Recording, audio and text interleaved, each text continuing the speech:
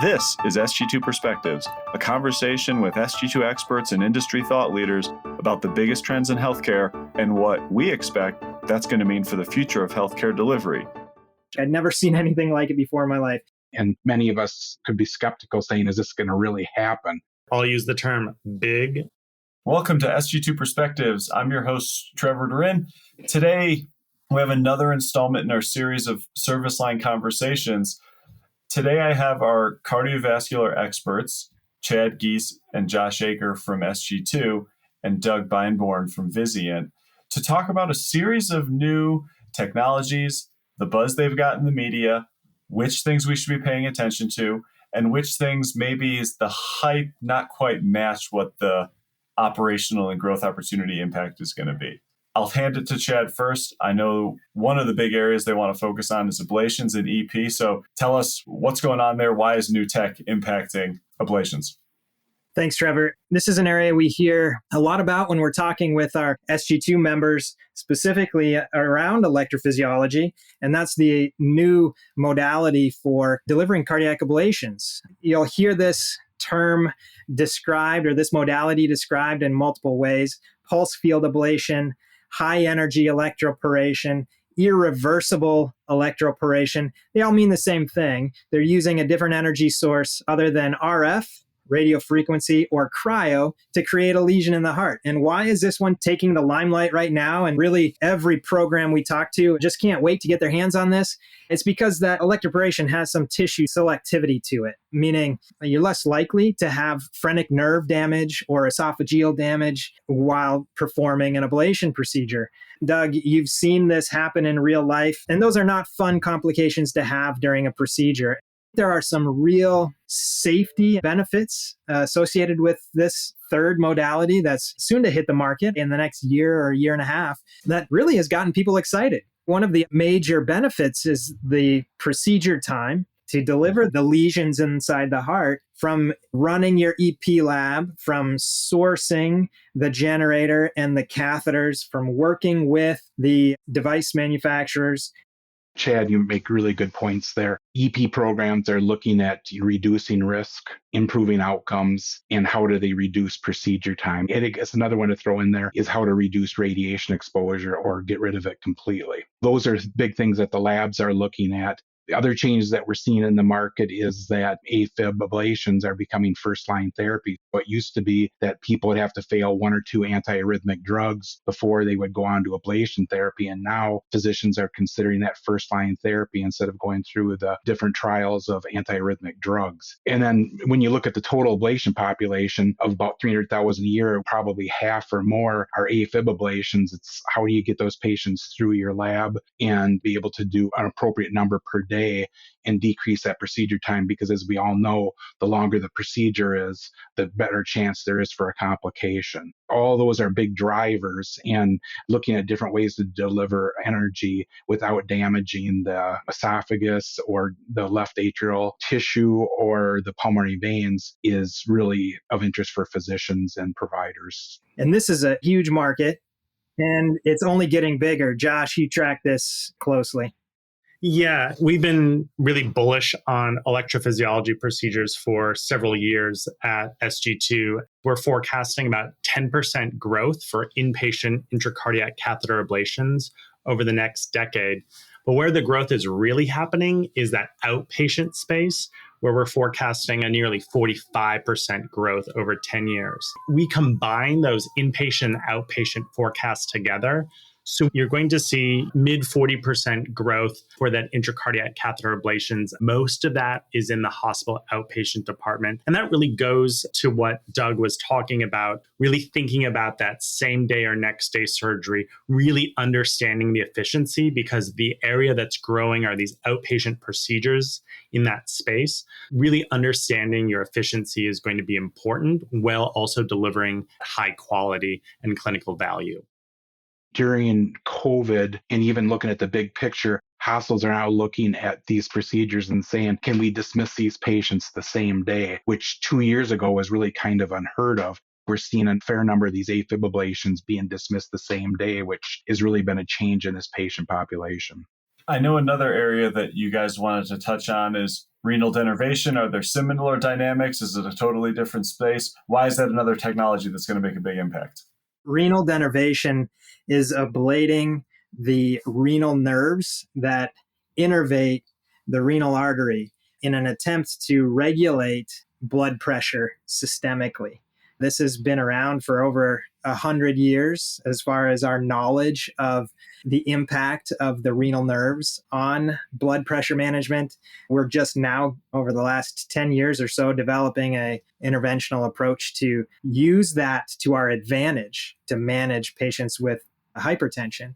And the current indication the device manufacturers are going after are those difficult to manage hypertension patients who may have failed or are on more than 3 or 4 hypertensive medications. This is a totally different space, totally different story. And let's just go back about 7 years. I was a new Sg2er at the time. I came from Medtronic, and so I knew what was going on in this space. I show up to work one morning, and I just see this flood of news come through about renal denervation and the Simplicity trials and how the outcomes weren't as good as we expected. And the whole market imploded overnight. It was unbelievable to watch in real time. Companies were shutting down their renal denervation programs, writing them off as losses. And this happened in such a short period of time. Coming from cardiac research, neuromodulation research, I'd never seen anything like it before in my life. So to see renal denervation come back is a testament to the persistence of the research and drilling into exactly what were the factors that confounded the data in the original studies. What are your thoughts, Doug? 7, 8 years ago, I was in clinical practice and we were gearing up for this huge barrage of this hypertension patient population. Other than medications, this is the first time we've been able to do something interventionally to improve blood pressure. As a cardiology practice, we're gearing up for this procedure. Who's going to work these patients up? Who's going to do the procedure? How long is it going to take? How do we recover them? And then how do we follow them long term to make sure this treatment is viable and it's doing the effects we want it to? And then we came in to work at all of our different locations, hospitals, industry, and it was shut down. The vendors in this space decided we need to get out of this. It didn't hit the clinical endpoints that we were expecting, and it went away. So everybody was left scratching their head saying, what happened here? How did it get this far? It's just on the brink of becoming normal clinical practice. And here we are 8 years later looking at this again, and many of us could be skeptical saying, is this going to really happen? The European studies so far have been hitting all the endpoints for safety and for being able to control blood pressure. The scary thing in the US is 1 in 3 adults has hypertension, and that equates to almost 70 million Americans. It's a huge patient population, something that we haven't seen before. So when we talk about atrial fibrillation and ablation, that's about 6.5 million patients. This one's nearly 70 million. So the numbers are astronomical. In the next year, we could see this in regular clinical practice again. The one discussion point around this is hypertension patients are taken care of by more than just cardiologists. Probably only 10 to 15% of these patients are regular cardiology users. It's family medicine, internal medicine, and PPAs. It's going to be a whole different patient population. So how do we get those people to the right provider at the right time to decide, is this the right technology? It really takes multidisciplinary care to the next level. We thought we had it with structural heart failure, but this one reaches way broader to that primary care provider base as well. Josh, you've got some info and insight here. Yeah, we looked at some of our claims-based data here at Sg2 and tried to really figure out what type of physician was seeing hypertension patients. And as Doug had pointed out, around 86% of those physicians are in that primary care area. It's not only who is actually doing the procedure, and I think there's a couple of different specialties we can talk about, not only our cardiology fellows, but interventional cardiology. Maybe there are some interventional nephrologists that are going to be interested. It's also where are these patients coming from? And so how are we going to educate our primary care practitioners when do we really decide a patient is someone who has hypertension, but maybe just needs to have better education, better interaction to make sure they're taking their medication, versus those patients that actually are going to need an invasive procedure? We really are trying to consider those patients that are resistant to hypertension medication, usually 3 or 4, before we would start thinking about this. That's really where some of those initial studies came from. But they're also doing those studies in the presence of patients being on those hypertensive drugs. That would really expand to that full 70 plus million that Doug was talking about. Those are logistical hurdles that we need to really focus on. So Doug, knowing the complexity of just what Josh is describing here, where do we start in evaluating this type of program in what could be an FDA-approved product coming down the pike in about a year?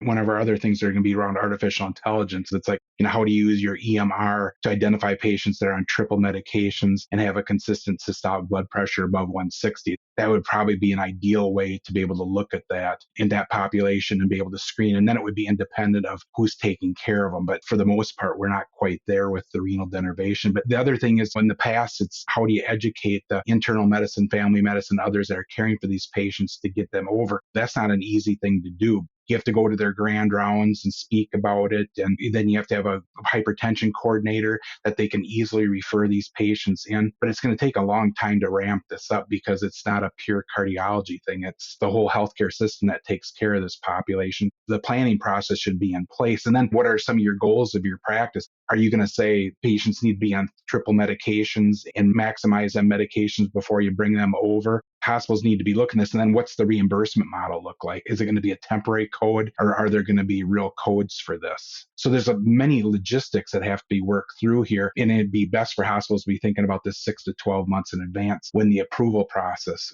comes forward.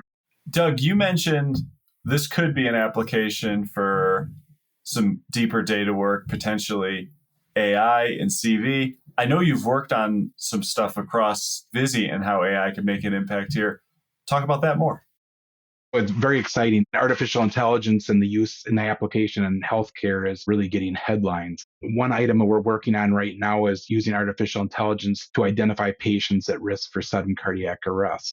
When people have a weakened heart muscle and their ejection fraction gets below 35%, those patients are at a higher risk for sudden cardiac arrest, meaning that they go into a life-threatening fast arrhythmia that without defibrillation, many of these people will perish. There's about 356,000 people that have an episode of sudden cardiac arrest each year, and 95% of this population dies.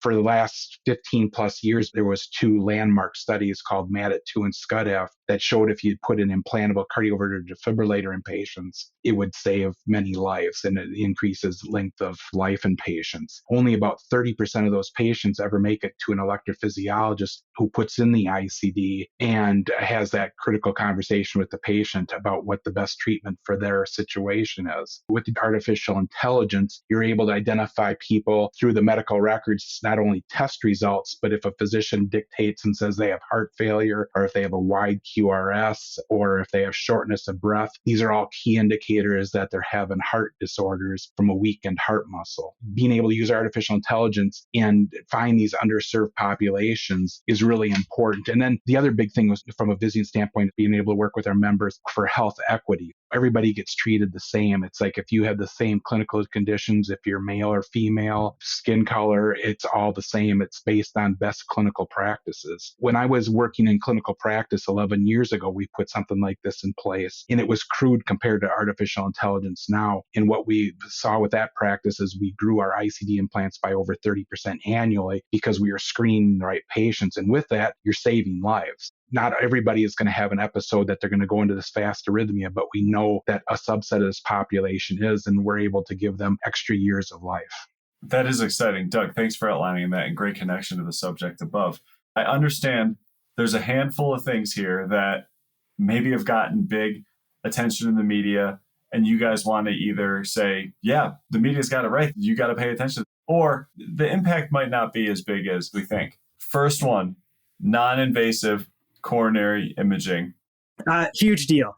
You've got organizations, companies like HeartFlow, creating ways to understand culprit lesions, to better assess coronary blood flow, clearly looking at risk management. These are non-invasive ways to assess the need for further treatment as well as invasive treatments. They will have an impact downstream significantly on cath lab volumes and patient management. And since Chad used huge, I'll use the term big. For example, we've started to see HeartFlow really partner with all of the big players in imaging, really trying to make sure that they have the patient population under wraps, whether they're going to be in a large hospital, in an independent diagnostic and testing facility. We've heard Clearly is partnering with Canon, and this is probably pretty interesting because Canon has optimized some of their cardiac imaging to be able to take a cine in like a quarter of a second. So that's a heartbeat. That's pretty fascinating. And to be able then to combine that with Clearly, which uses AI to understand the types of plaques that they're seeing and whether those are vulnerable, that really helps cardiologists understand, should they be stenting? And if so, where should that be? This type of imaging is probably going to reduce some of that diagnostic catheterization that we're seeing, but maybe it's going to make sure that the stents that we're placing are more appropriate and are better geared towards their patient. What are you thinking, Doug? Working in cardiology for as long as I have, and if someone kept coming in with atypical chest pain, eventually you'd say, let's do a clear the air angiogram and find out if they have coronary disease or not, which was always nice. You had a definitive answer, but it's not without risk because you're giving them dye, which affects their kidneys. You're giving them radiation exposure, and you can dissect the coronary artery. But the next time the patient comes in, you know what their anatomy looks like. When you look at all the angiograms done, only 40% of those lead to an intervention at the same time. So there's a lot of people having unnecessarily risk procedures here that we can do it non-invasively. And then we've come a long ways in this space. It used to be that we'd look at calcification in the coronaries. Now we have technology that can look at fatty plaques and other things. Before, you do a CT scan and see their calcium score, and it's like, is this telling us the whole picture? But now I think the technology is getting to the point that we really have a good idea about the coronary anatomy, and we'll definitely have less coronary angiograms without intervention. All right. Tell me what's going on with TAVR. On the TAVR front, Medtronic just launched their third generation transcatheter valve for aortic disease. A minor deal, I would say. Each of the major players here have a number of valves out there. It's an improvement, but it's not going to change this space. I would agree with Chad there. It's evolutionary versus revolutionary. I think when you look at the first generation of the Medtronic valve and you looked at heart block incidents, the second generation dropped significantly and the third generation will as well. So that really isn't an issue. And the good thing now is we're starting to get long-term data. So we have 5-6 year data now on outcomes, and it looks very good compared to surgical valves. This is an evolutionary area, but it's going to continue to grow with our aging population and going from high-risk patients only to all comers with aortic stenosis. And then mitral valve disease will be the next frontier. Yeah, this is the iPhone 13. Incremental change. If you don't have one, get one. But if you're using the older version, keep doing that. Releasing a new valve does not mean that it's going to be cheaper for any of our organizations. And as Doug pointed out, there's a lot of new, interesting research coming out around what patients benefit the most for TAVR. So having those conversations with your heart team of who is really the most appropriate person for this type of intervention, that can be one way to really control some of those costs, that you're targeting the patients that would benefit the most with these really high cost devices. All right. How about Watchman?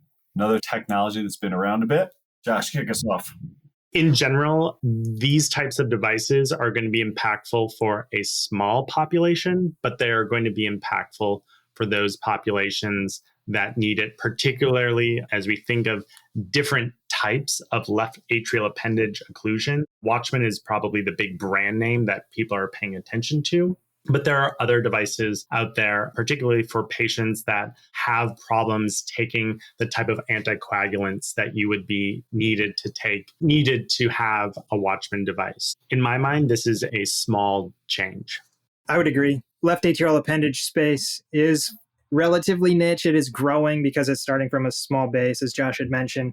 It's great to have multiple occlusion devices out there, but it's not significantly going to change the space. The anticoagulation afterwards is a big thing. It's like, do they need it at all, or is it short term? And I think we'll see more studies with both occlusion devices out there that the use of blood thinners is going to decrease afterwards. Some of these patients, even though you take their left atrial appendage out of the risk factors, it doesn't make it completely clear that they're not at risk for stroke and other thrombectomy problems. Last one, HeartLogic, new remote patient monitoring technology around heart failure. Doug, what do you think? I'm going to go a little bit deeper into this one. The remote monitoring through the devices is a really important thing. There's two parts of remote monitoring with devices. The first one is just the device operations. Is the lead working correctly? What's the battery status? How much energy does it take to pace the heart? Have they had any episodes? And so pre-COVID, we were seeing about 70% of this population was being remotely followed every 3 months. And now I'm guessing that number is way up into the 90s because hospitals have decided it's like, you know what, we can do this safely. It's better for patients because this device is actually checked every day versus coming into the clinic every 90 to 180 days. So it's better outcomes for patients, and it's better for patients not having to come into the clinic. The second part is using device diagnostics to help decrease the number of admissions for heart failure. Two devices I'll talk about. So Medtronic's got Optival, which looks at many different factors, but it looks at an impedance level across your chest wall. And the lower your impedance, the more fluid that's in your chest wall. Another company that has this is Boston Scientific, and it's HeartLogic. And they use the same parameters as Medtronic, and they're able to add a heart sound mechanism into this. And what both companies have shown is that typically you get 25 to 35 days of a warning that these patients are deteriorating before they come to the hospital. Obviously, you don't want to react upon these patients in one day, but if for a week they're continue to deteriorate, can I adjust their medications at home to decrease their fluid status and things like that, and keep the patients at home is where they want to be, but also decrease the number of hospitalizations for heart failure. And I think we have more hospitals are becoming more interested in using those device diagnostics than we have in the past. For all of the reasons that Doug has just laid out, I am all for this. I just hope and I wish that it will get the uptake that it deserves, that these patients need. We have a long way to go. And so we will keep just spreading this message as much as we can. There's a lot of potential here. EP was so important that it is one of the lead articles in the new Tech Watch coming out from Vizient that is available on the Vizient website.